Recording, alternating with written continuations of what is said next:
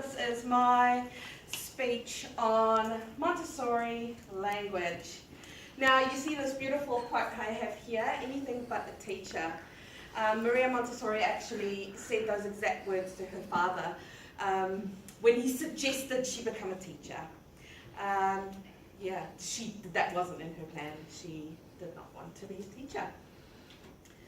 Okay, so today's format is going to be my journey. We're going to be moving around quite a lot, so I'm going to have you in different groups based on hair colour, eye colour, and top, middle, bottom, third percentiles of how you performed at school. Then I'm going to tell you a bit about Maria Montessori. I'm going to tell you what I've seen in the schools today, and then a snapshot of a Montessori ECE centre that I'm placed at the moment. Then we'll do a bit of a lesson, and then we're going to have a test. It's exciting, I'm so excited. Okay, so can we all get into groups? I would like the people with red hair at this table. Hello. The people with brown hair at this table. The people with blonde hair over here. What about half and half? Well, you'll just have to sit somewhere What's around your We're brown here? Okay, yeah, I'll stay in brown. Current hair colour. So if you're somewhere in between. What are you?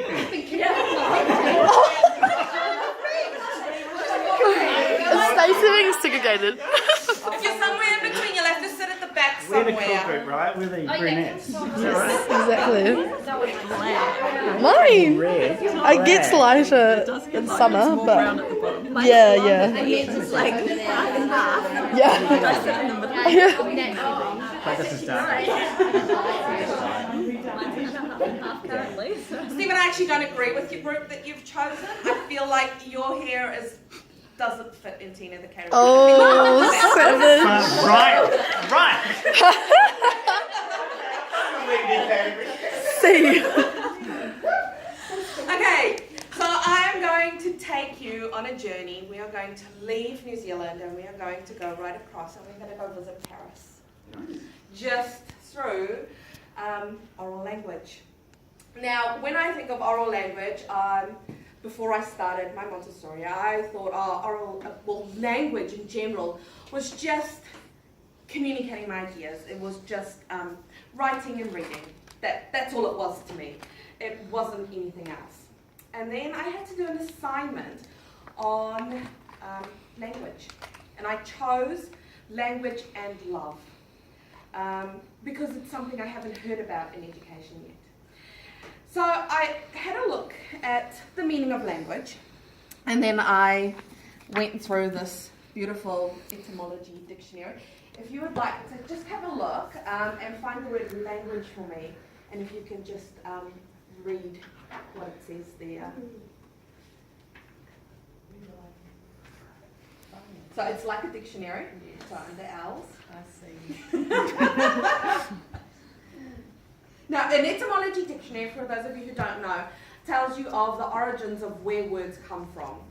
I can't really remember where the word language comes from. Okay? Lingual. Okay, so we'll find.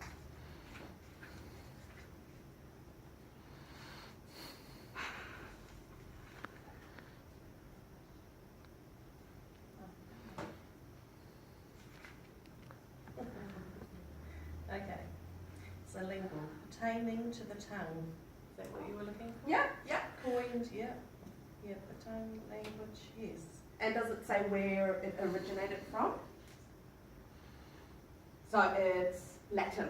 Okay, so from Latin origin, and it means pertaining to the tongue. So language, in the actual sense of the definition, means to speak. So it is oral. Okay, so now let's go on our trip.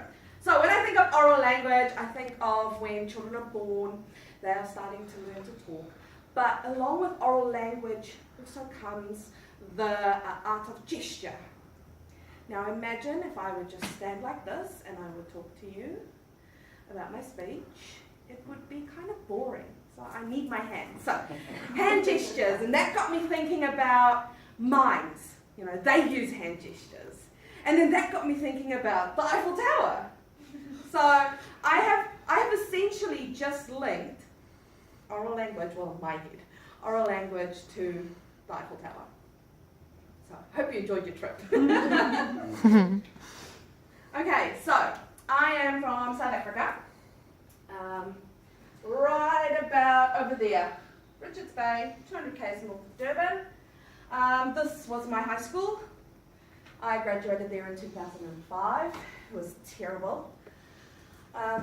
Yeah, I was a high flyer in primary school. I really enjoyed school, and then when I got to high school, I just lost the plot. Like, nothing made sense. I didn't get it. And I've sort of been dragging that around my whole life. I was really disappointed in myself for not succeeding as much as I would have liked. Throughout my life and then the start of university, I never really considered being a teacher. And then I came here, changed my life. It was great. I learned about things that I didn't know, for instance, Montessori. And I set in motion my dream. One of the things that still sticks with me today was we had one PIP lesson with Stephen, and he gave us all imaginary little cups with some medicine. So imagine I give you all a little cup, and I'm going to give you all some Dimetapp, regardless of whether you are allowed to take it, or whether you are sick, or whether you actually like the taste. I don't care. You're all going to drink the medicine. Okay, and that is how he explained the current education system to us. And it made sense, like that stuck with me. And that is why I chose to share this example. What I think now, education is a beautiful thing. Montessori is amazing. And there's so much potential out there. There are so many great teachers. They need a bit of help. Parents need help. Parents don't know. Maria Montessori, what a wonderful woman. She was born on the 31st of August in 1870, and she graduated top in her class at an all-male technical school, if I remember correctly, in 1896. And then she went on to go and study for a medical degree. Yeah, the men back in that time didn't like it, but she didn't care. She had a purpose, she knew it, and she followed her dream. She then took up some work in a local asylum, and this is where she found her passion, I believe. She observed the children and how they worked, and then she developed her own materials, and she presented these materials to the children, and something amazing happened. These children in the asylum were then enrolled into to do state testing, and some of them did as well or even better than their state counterparts, and this was just shocking. Maria's thoughts were, what is going on in schools for children from asylums to do as well, or in some cases even better than the children from state schools. Maria started her first school after she left the asylum, called the Casa dei Bambini. It is still there today. I don't know if there's a school in it. Yep, there's a school currently being run in there. And this is where she used her time to trial ideas and new materials, where she observed children. And she did all of this through a scientific sense. So she did measurements and, experimented with materials, whether the children were engaged or what purpose it served. She further developed her materials, and she used what she had at her disposal. The casa was built or was in a very poor area of Italy, so there weren't many things available. So she would use, I didn't bring them, but spindles from the spindle box came from her mother's sewing. she would have coloured tablets that also, I believe, came from her mother's sewing things. And she would use that and engage the children. All right, we need to move again. People with green eyes over here. People with blue eyes in the middle, people with brown eyes on the side, and people who don't fit in that category just stay in the back. Aw, Hazel. Their eyes. I've got sort of greeny brown ones on. Yeah, Hazel. Yeah, mine's sort of greeny brown. Yeah. Okay, so what colour do we have in the back? Sort of green. Hazel. Junk. We have blue eyes here Hazel, hey? and green eyes here. Okay. No one A little bit. It changes colour. I claim Hazel though. It sounds cooler. Or sort of greeny, bluey, browny sort of mix. So from some research that I've done, I have found that schools today are based on two models.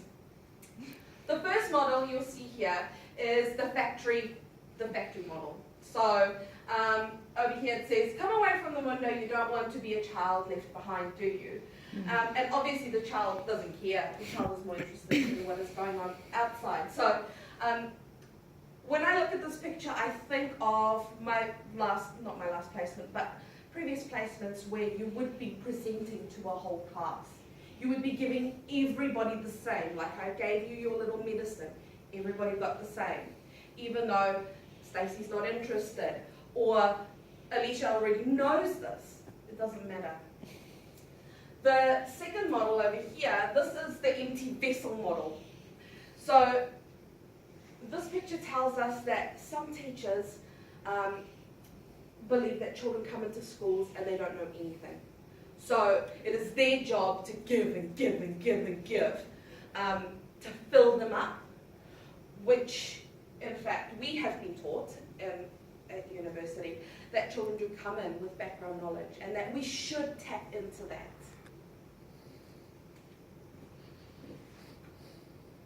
Okay, recent news. So, good old John Hattie. I've been having lots of fights with my friend Rob about John Hattie because he believes he revolutionized individual learning. Yeah, no, he didn't. MLEs. I think it's also based on a concept, a Montessori concept, where you have large open classes with teachers that teach to their strengths, and children get to choose who they would prefer to listen to, or which lessons they would prefer to go to, but still the teacher is in charge. Our curriculum, it does state that we as teachers will provide child-centered learning. Now, I just want to pause for a moment, and I want you can talk to me, I want you to talk to the person next to you, and let's just talk about what is child-centered learning. It's in our curriculum, we should be doing it, but I haven't seen it. So let's just talk a bit. I know not to tell the camera. I'll just keep it in the distance. Well, obviously child-centered learning is all about the child and their needs. But even though mainstream people claim they're child-centered, they're really not, because they're the authoritative figure putting their opinion and thoughts out, and it's teacher-centered. Yeah. Not that I need to tell you this because obviously you already know, but yeah.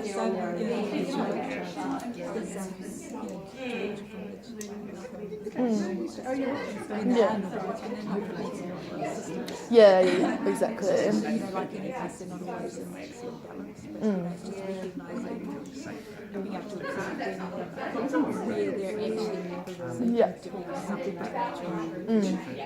Yeah, definitely. Should go into that conversation.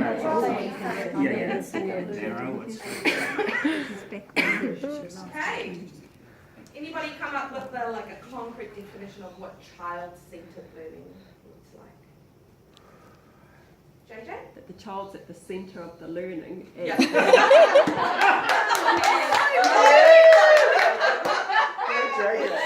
as in each child will have different needs, and they will show you what their needs are. Yeah. Stacey shared a good example with me on placement now.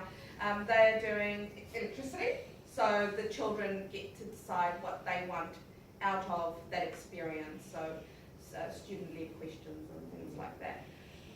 Stephen? Can I think about that though? That's that we're doing electricity. Like, That okay, means- so electricity. No, but it sounds like being they're- like pounced on, but No, I'm just asking, when you say child-centered, is that what you mean by child-centered? Yeah. well, That was well, her definition. the focus is discovery. So that's the focus for was term 3 and 4, and so they wanted to learn about electricity. So Awesome. they chose that as a class. It was yeah. Every So single every person okay, so what they did is they chose lots of ideas and then they put it to a vote as a class. It wasn't. But then what happens to the 1 or 2 people that were outvoted that have no interest in knowledge? Well, then they're focusing on the Suck it up. discovery. Yeah, that too. But also they're focusing on lots of different areas in discovery, so all the different ideas, if they're just all coming at different places, it's not just, okay, we're only going to focus on electricity because this majority wanted to do it. They're also using the minority stuff and bringing that in as well. It's not just that one thing. Yeah. To me, Just to defend myself. I don't Yeah, it's an improvement. I'm with you, Stacey. Yeah. to me, small steps in the right direction. You know, Yeah, we still do I believe we've control come a talks. long Yeah. way from sit down, shush, you do what I tell you. You know, small steps, baby steps. Is there space to think about the fact that the children are learning perhaps different topics, maybe not hassling but maybe electricity or whatever it is, kayaking or mountaineering, whatever it is, but we're still learning, i.e. here's a group of facts on the art side and we have to find out different ways of processing those facts. It feels like, for me, I felt that child-centered was this is how you learn, not this is what you learn. This is how you learn, this is who you are, this is what you can bring, and this is how you can augment, rather than just different topics. Am I wrong? Am I confused? No, I agree. It's sort of like this assignment. It's everyone took a different pathway to the same thing. That's sort of what I see. So is it the content or is it the style of learning? I know style of learning is up there at the moment. People are critiquing even that, whether or not it exists. Would it be a combination of both? That content and the style of learning? So Okay. they're all sort of, I don't know. Is that what you've seen? Is that what you're saying? No, it's just what I thought. Oh, okay.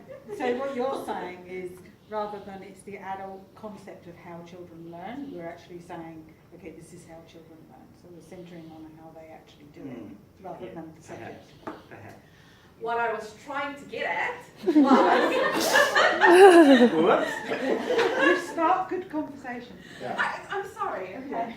What I was trying to get at was Montessori, I feel, embraces all of these things. Follow the child.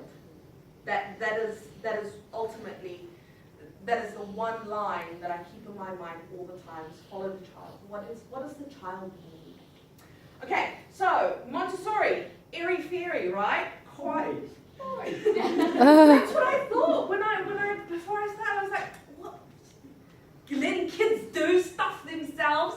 They are animals. They need to be caged and told what to do. And then I saw something magical. It was amazing. So, was quite a difficult concept for me, and could be for a lot of people who don't know. So I'm going to take you through my centre that I am placed at now. Please bear in mind, this is an ECE centre. It is quite different to a Montessori classroom.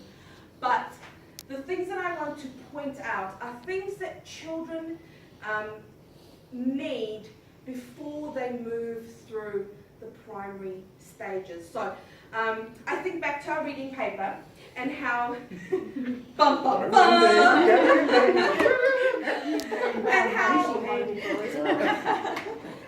and how we were shown that children with gaps within their, not in their knowledge, but within themselves, will struggle with reading and writing and things like that.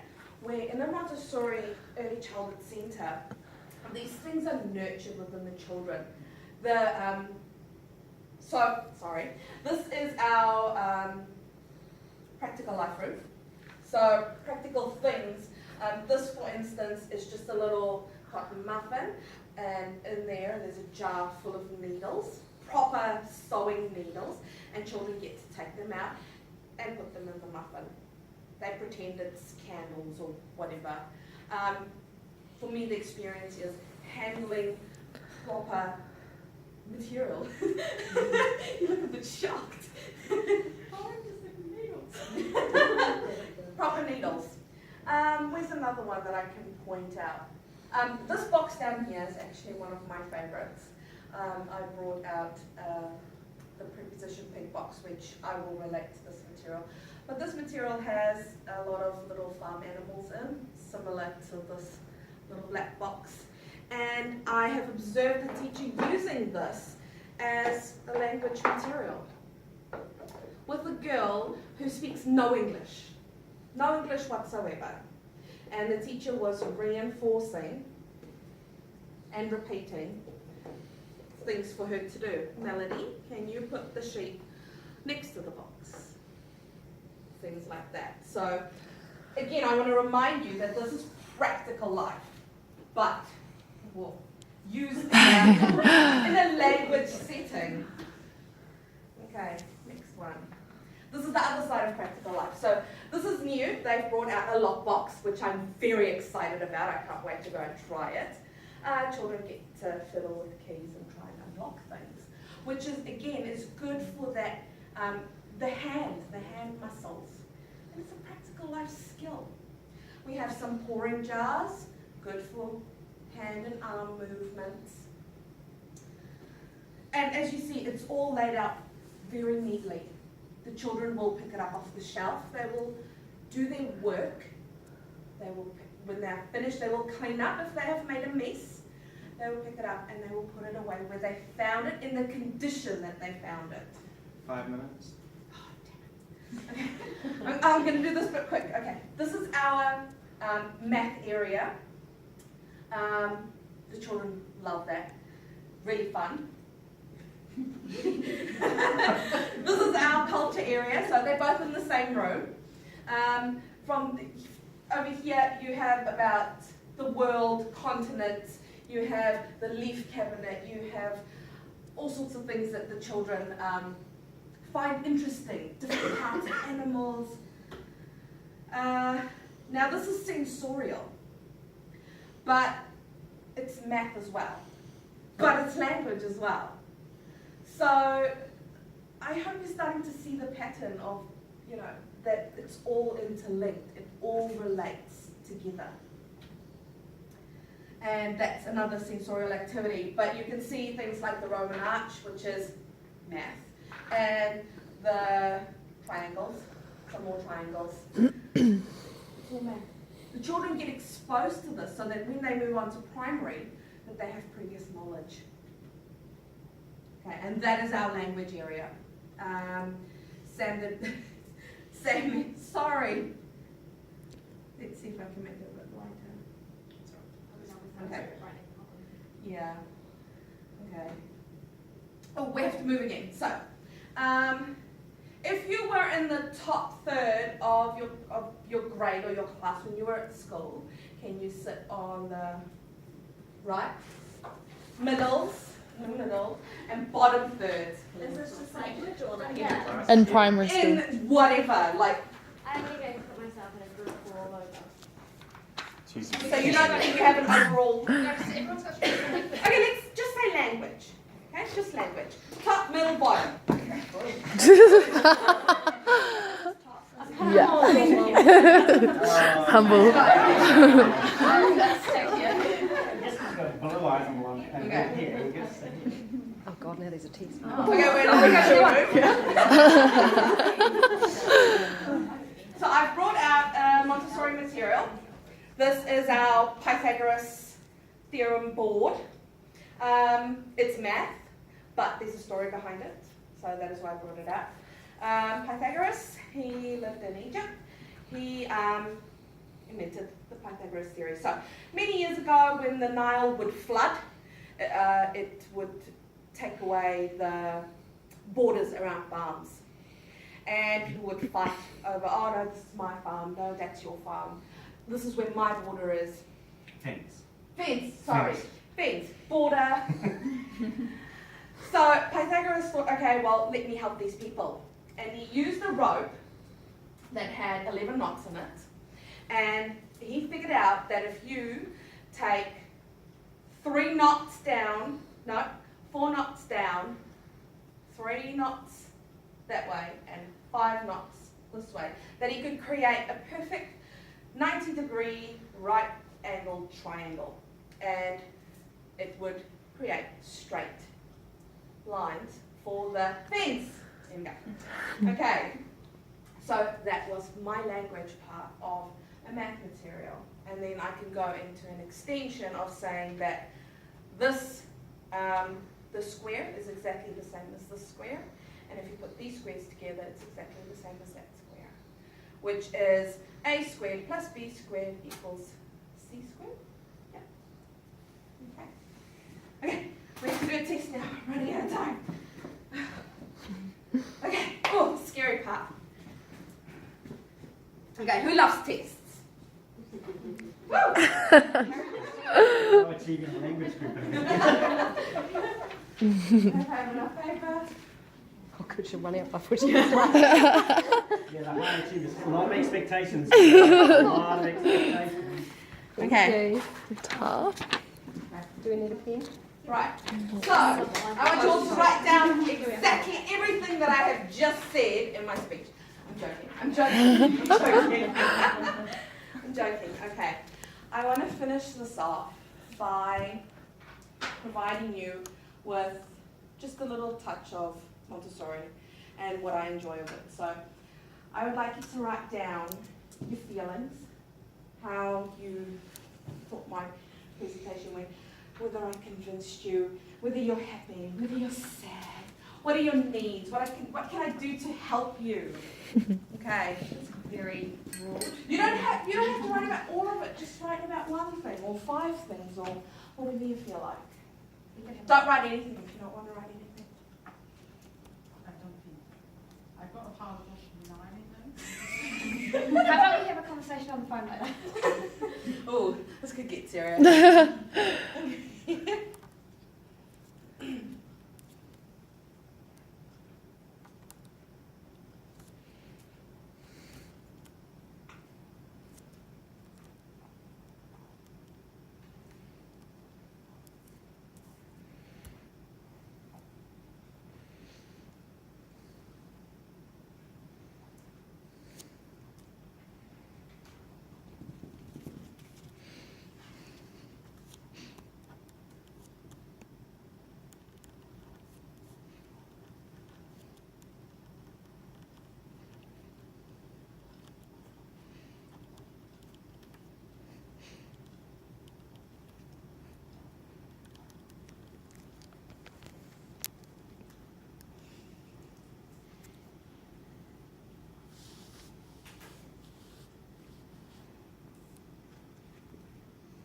One, two, three, eyes on me.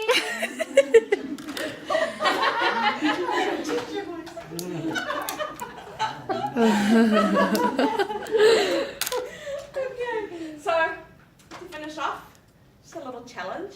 Just think about it. Allow this little seed of information that I planted in your brain just to ruminate. Give it some water. Just allow yourself to think about what I've shown you. What do you want for your children? What is important to you? What do you think is important to them? Why? And then just don't worry about that one. I just want you to think about, why do we bother? Okay? Thank you. So feedback, please.